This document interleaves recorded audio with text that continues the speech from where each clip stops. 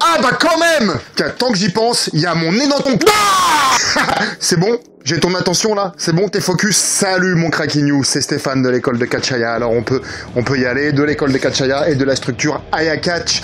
Bienvenue dans ce 12e épisode de Parlons Catch Hardcore. Et dans cet épisode, nous allons parler de réel shoot incident.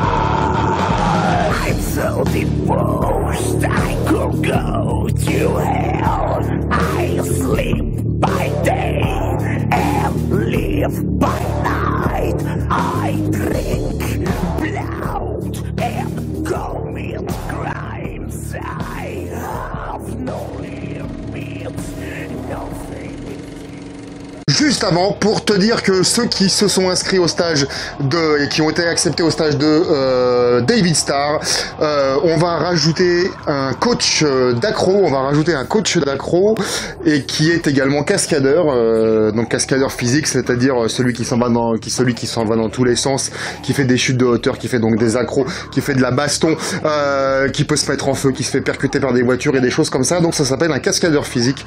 Et donc il y en aura un là et qui sera là pour épauler, agrémenter, pour faire plus, pour faire mieux le coaching de David Starr pour ce stage qui sera sous le signe du catch indépendant, donc un petit peu en mode holy shit. Et d'ailleurs ça me fait excuse-moi, je suis un peu perturbé, je sais pas où j'ai foutu ma bague fétiche et ça me casse profondément les burettes. Donc je suis un peu troublé. Donc ouais, je te parlais de Holy Shit.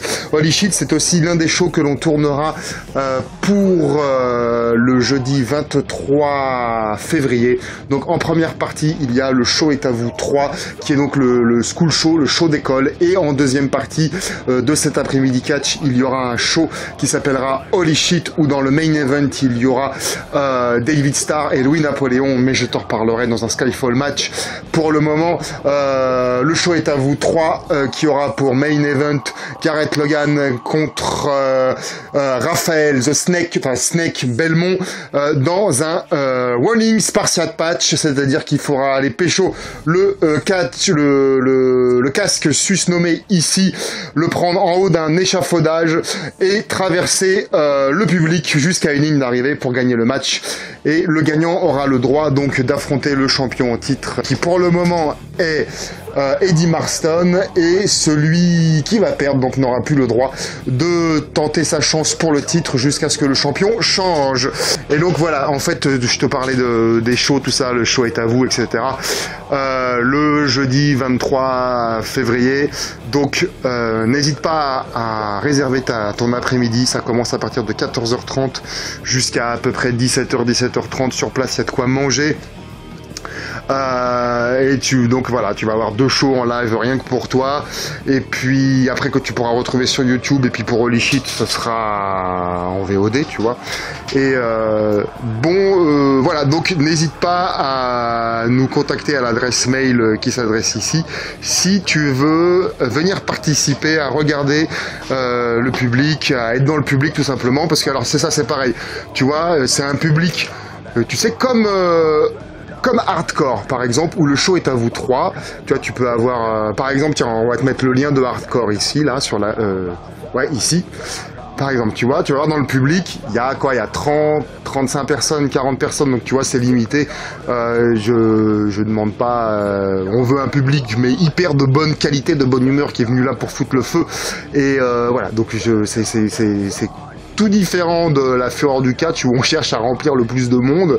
Là c'est vraiment intimiste, c'est vraiment ouvert aux fans de catch, mais aussi de plus particulièrement à ceux qui nous suivent. Donc voilà, c'est pour toi.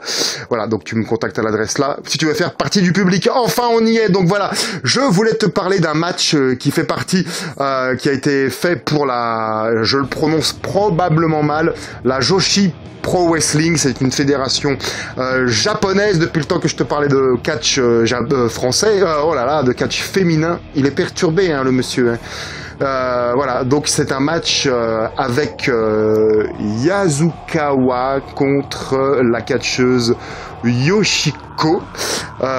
Donc c'est un match du 22 février 2015 donc voilà, c'est un réel shoot incident. Donc tout simplement, on va partir tout de suite pour te le commenter, ça sera le plus simple.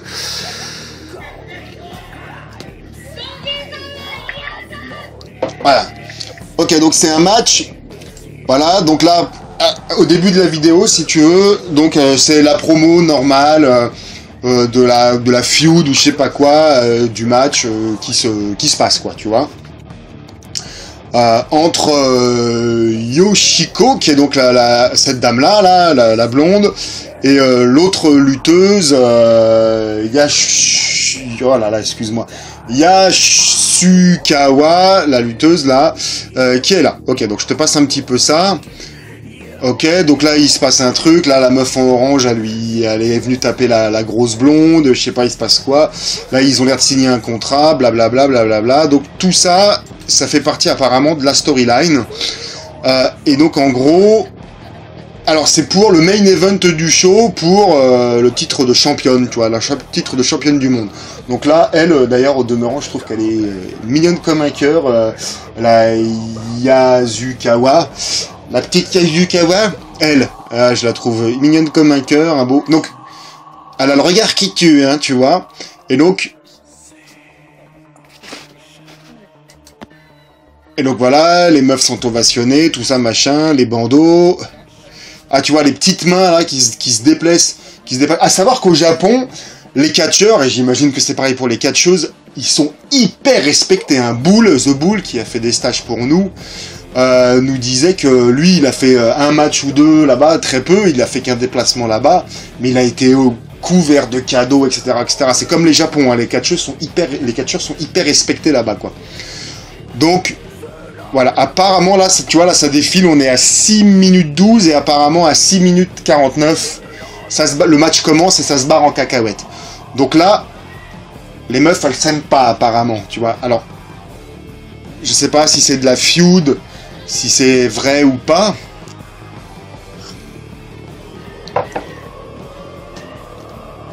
Tu vois, et donc, la belle Yasukawa, là, s'approche tout doucement. En revanche, le suspense fonctionne vachement bien, quoi.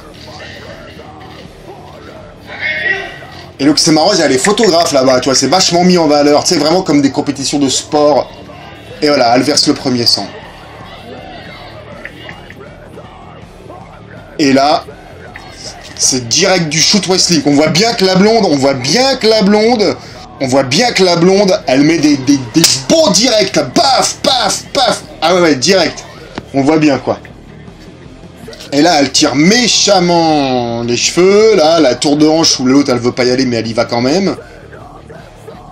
Et là, ça se voit, là, elle rabat les cheveux, elle lui met des quichards, donc clairement, là, il y a... Tu vois, regarde, là, elle lui rive les épaules, tu vois, là, elle veut pas, tu vois, il y a une vraie lutte, tu vois, là, ça ressemble vraiment plus à du MMA que à du pro wrestling, tu vois, du pro wrestling, c'est-à-dire de la lutte professionnelle, c'est-à-dire de la lutte de spectacle. Et tu vois, l'arbitre, il est obligé d'intervenir, mais vénère, tu vois, même on se demande s'il va pas lui faire un étranglement. Et donc, pendant ce match, elle est grave en sang. Et pendant ce match-là, en fait, ils ont dû, tu vas le voir, ils ont dû arrêter le combat pendant 3 fois, je crois. 3 fois, quoi. Et là, elle est mode shocking, quoi. Parce qu'elle s'est pris des gros directs, quoi. Et en fait, Shana, qui a été luttée au Japon, qui a été coach aussi chez nous, qui a été luttée au Japon pendant plusieurs mois, c'est-à-dire que, en fait, les catcheurs, c'est comme des troupes. Donc, ils vivent, donc c'est la fédé qui leur donne de l'argent de poche pour vivre, et ils dorment... Oh la vache. Elle est shocking, la pauvre. C'est le promoteur qui leur donne de l'argent, machin, pour vivre. Ils vivent ensemble dans un dortoir, hein, tu vois, un truc comme ça. Et puis c'est très codifié. Il y a Louis Napoléon aussi qui lutte aussi pour nous, qui a été s'entraîner là-bas. Et t'as aussi des fans qui sont aussi qui donnent de l'argent, des mécènes, tu vois. Et donc ils peuvent arriver à n'importe quel moment. Et dès qu'ils veulent aller faire un tour, il faut que les catcheurs dispo là soient dispo pour lui, quoi. Ah, attends, ça y retourne. J'ai pas fini après pour t'expliquer un peu la vie là-bas, quoi. Donc, elles se mettent des points, mais vraiment fermés, hein, tu vois. C'est même étonnant que... Parce que la blonde, la musclore, là, il tape... Enfin, voilà, Arnold, là, il tape pour faire mal. Bon, là, elle le fait avec la paume, là. En plus, là. En fait, oh, le coup de latte, là. En fait, là, il a... Donc là, bon, la culture japonaise, même pas mal, elle est défonce, man. En fait, la première fois que j'ai vu ça, moi, c'est genre... c'est de la boucherie, parce que elle fait que subir, la petite aux cheveux rouges, là, tu vois. Et en fait, Shana me disait que dans les dojos, particulièrement chez les filles, il y a des tensions énormes. Il y a des tensions énormes. Ouais, tu vois, coup de pied, mais vraiment bloqué, elle apprend directement au corps à corps, bah ouais, et au sol, direct. C'est du MMA, quoi. À mon avis, il n'y a rien qui est prévu de ça, quoi.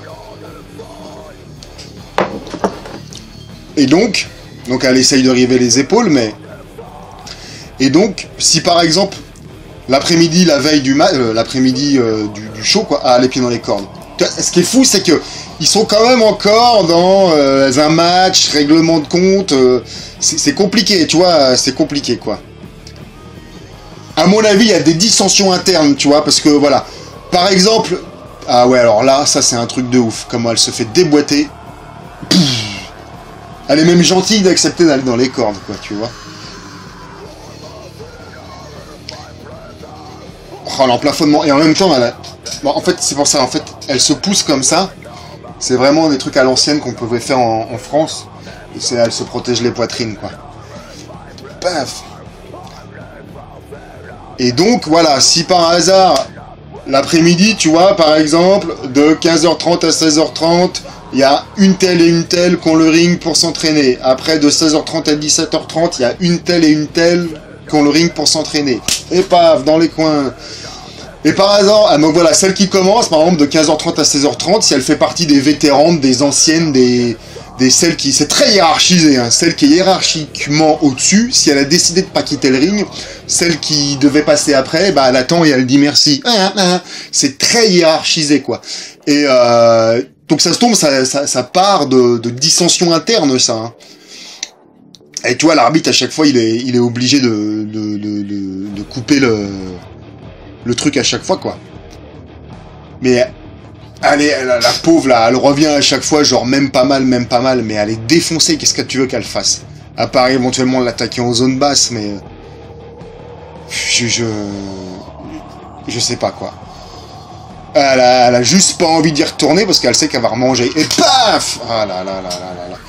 Donc, normalement, c'était un match normal, hein. Normalement, c'était un match normal. Ça devient hardcore par la force des choses, malheureusement. Et la pauvre, elle se fait massacrer, quoi. Et il y a la orange, là, qui dans la feud au début, là, verse le premier sang. Et après, à la fin du match, elle va péter une boulette, quoi. Elle va péter... Ouais, voilà, c'est de l'anti-show, toi, il y a même plus rien de... C'est ça, tu vois, en fait, moi, ça... C'est de l'anti-show, parce qu'elle a aucune chance, et puis, tu vois, elle se protège comme ça. Elle a aucune chance, tu vois, t'es juste là, en train de regarder une pauvre meuf qui se fait labourer, quoi. Enfin, pour moi, c'est pas du spectacle, en tout cas. Ah, la pauvre, elle a déjà commotionné. Ouais, tu peux regarder si c'est bon et tout, machin.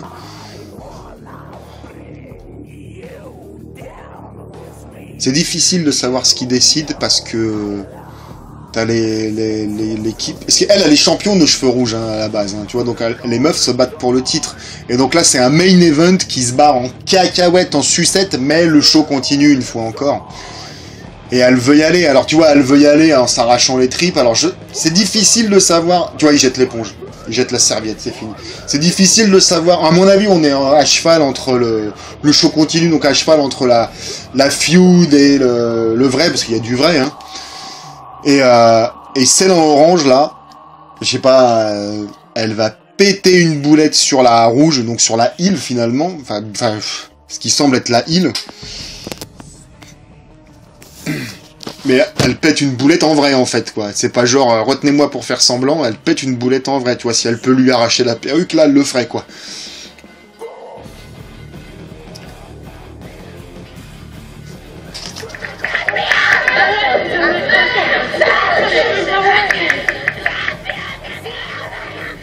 Oh, putain. Non, c'est pas drôle. C'est pas drôle, c'est pas drôle. Ça m'émeut un peu, quoi. Et donc voilà, en gros, personne ne sait vraiment de quoi c'est parti. À moins que toi, si toi tu le sais, n'hésite pas à le mettre en commentaire, parce que par exemple, tu vois, la vidéo qu'il upload sur le youtubeur qui l'upload sur internet. Voilà, le youtubeur qui l'upload sur internet, tu vois, a mis les commentaires déconnectés, a mis, on peut pas mettre de commentaires, tu vois. Donc apparemment, on sait pas pourquoi, qu'est-ce qui a provoqué ça. Et depuis, donc tu vois, t'as la blonde Yoshiko, tu vois, qui a dû prendre sa retraite, qui a à mon avis, c'est une grosse faute professionnelle, hein, qui à mon avis a été invitée à prendre sa retraite. Et puis Yashukawa, donc la rouge, celle qui est aux cheveux rouges, pardon, donc la brune aux cheveux rouges. Donc ouais, par défaut, la blonde, elle gagne, tu vois, mais c'est une victoire pourrie, tu vois. Et donc voilà, et celle qui avait la ceinture, donc Yashukawa, est revenue après ça, a tenté de reprendre sa carrière. Alors donc je sais, donc alors il est dit que c'est suite à une blessure, enfin c'est la blessure de ce match-là, donc on ne sait pas si c'est la blessure psychologique ou une blessure physique, tu vois. Et donc finalement elle a pris sa retraite aussi, donc à cause d'un main event malencontreusement, donc voilà, les deux ont pris leur retraite, quoi, tu vois, voilà quoi. Donc voilà, cas d'école sur plein de trucs finalement, que le show continue et que toi il y a aussi une règle non dite dans le catch. Tu sais, dans le catch, tu te donnes ton corps aussi pour le bien du show. Donc tu peux faire mal à ton partenaire par inadvertance une fois, 2 fois, 3 fois. C'est tant pis pour toi. 3 fois, c'est tant pis pour toi. Donc on sait pas ce qui s'est passé, tu vois. Clairement, il y a des grosses dissensions. Et au début du match, quand elle se regarde en mode Far West, tu sens que, enfin moi j'ai l'impression de sentir qu'il y a autre chose que de la feud, quoi, tu vois. Ça me rappelle un peu cette histoire de Owen Hart qui soi-disant brise la nuque accidentellement à Stone Cold, quoi. Bon, bref, c'est autre chose. Donc voilà, tu peux toujours télécharger gratuitement le guide du catcheur débutant qui est là sur la gauche. J'espère que cette vidéo t'a plu. N'hésite pas à la liker, n'hésite pas à la partager. Et si tu veux venir regarder les 2 matchs qui ont lieu le jeudi 23 février à partir de 14h30, contacte-moi sur cet email et puis je reviendrai vers toi personnellement derrière. Voilà, prends soin de toi, ciao.